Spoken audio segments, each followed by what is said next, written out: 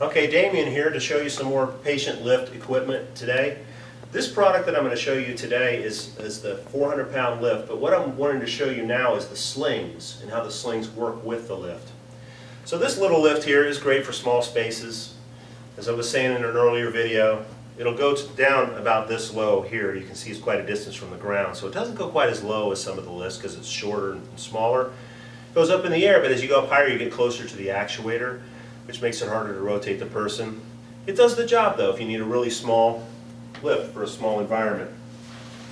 Now we need to understand how to use the slings with the lifts. I'm going to start off with the most common sling, which is a universal sling. And you can see it's shaped kind of like a horseshoe. That's designed that way so that we can place it around the patient while they're in the chair without the need to lift them.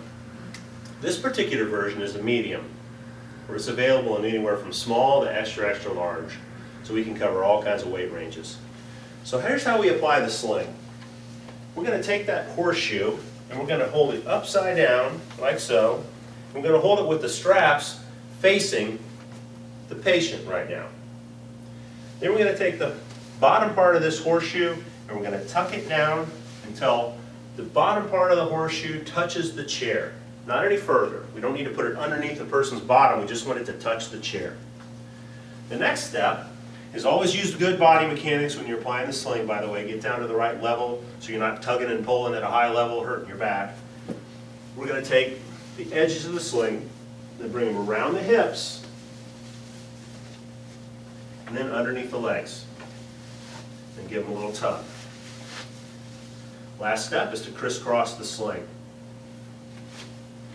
Now we're going to connect the sling to the hanger bar, to the spreader bar, to make the transfer. Now if you noticed on this sling, there's 3 sets of loops on each side, shoulder, midsection, and leg. So on both sides, and you got 3 hooks. So you'll probably already understand what we need to do next.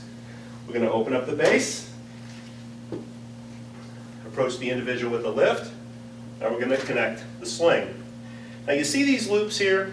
What I'm going to do right now is I'm going to put my patient in a lying down position, and the way I'm going to do it is I'm going to attach the loop that's the furthest away from the sling on the shoulders,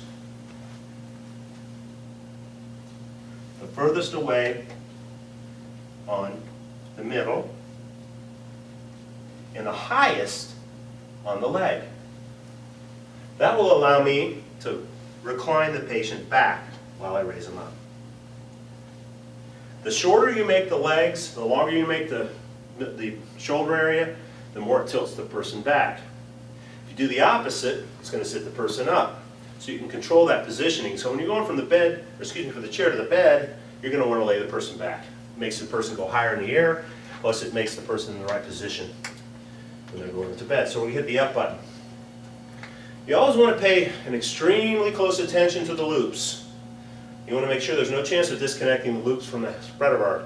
That's the most common reason for somebody getting hurt, is somebody not paying attention to the loops and one of them not being hooked up right. So we can see here that we got all the loops hooked up. We're hitting the up button here. You can see that the motor on the lift is raising that boom up.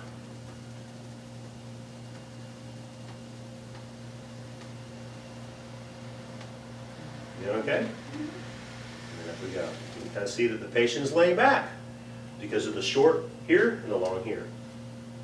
But you can also see that with a lift this size, and even someone as small as you are, you can see that the legs are all really close to here, which is something you can't avoid with something this small. But it still accomplishes the objective, which is getting you up.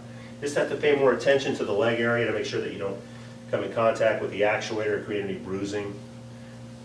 So now I'm going to transfer this patient into bed. The lift is always going to be more stable with the base opened. But it is okay to close the base on the lift. What causes potential tipping issues with any kind of lift is when the center weight goes outside of the legs. You always want to keep your weight centered over the spreader bar in the middle of the lift for the transfers. So it's safe for you to do that as long as you close the legs, as long as you pay attention to where the patient is. Now you can see we take the patient over the bed.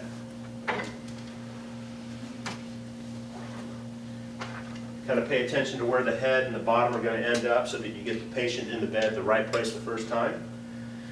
Hit your down button on your remote, and we should have our patient in bed in no time. Now after we get this patient down, we're going to demonstrate how you would apply the sling to the patient while they're in bed, because that's a little more difficult than applying it when they're in the chair because of the way you have to move the patient to get the sling in position. So we're down good enough to remove the sling.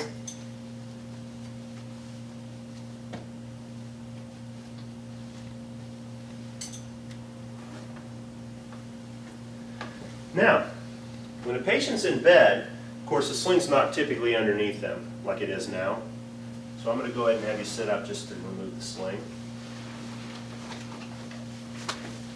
So go ahead and lay down.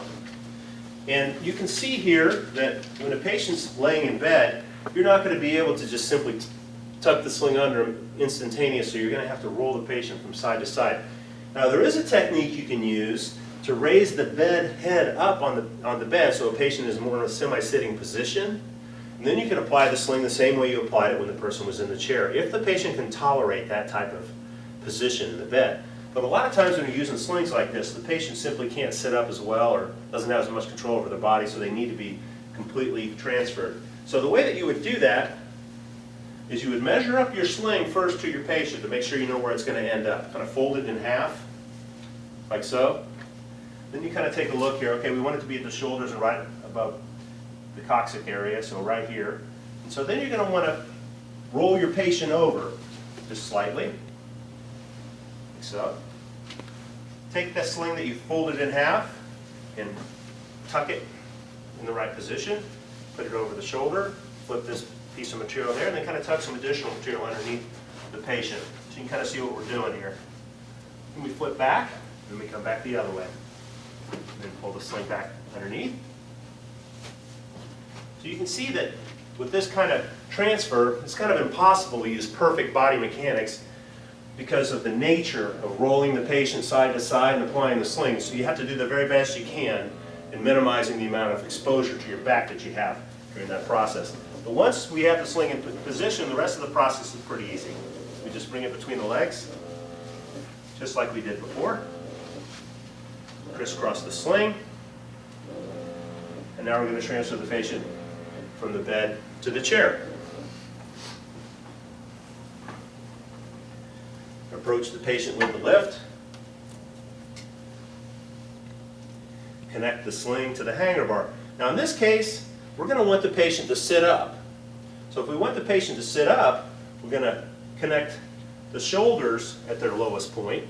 May have to lower this down a little bit.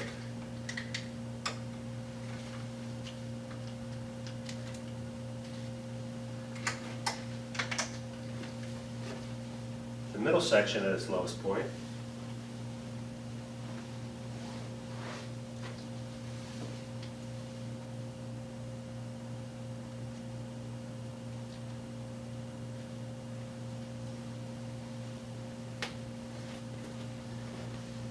And the legs at the lowest point.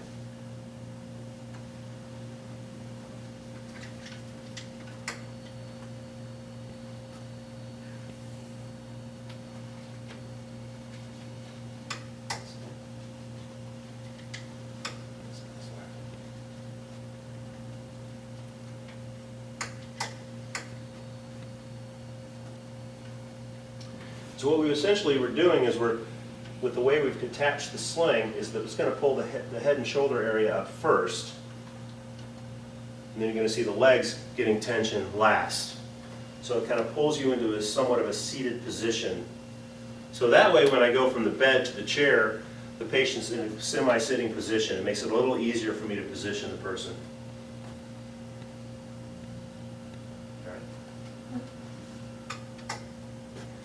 Not the best job in the world of applying the sling, but it's going to have to do. We turn here, being extra cautious about the individual, and you can see again how close you are to the hanger bar, or to the actuator. Open up the base.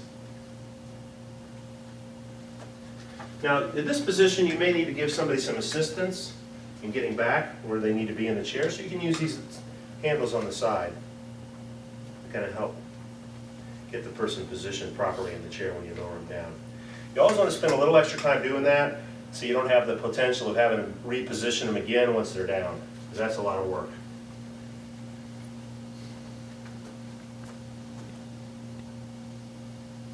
And that's how we transfer from the bed to the chair. Let's pause for a second.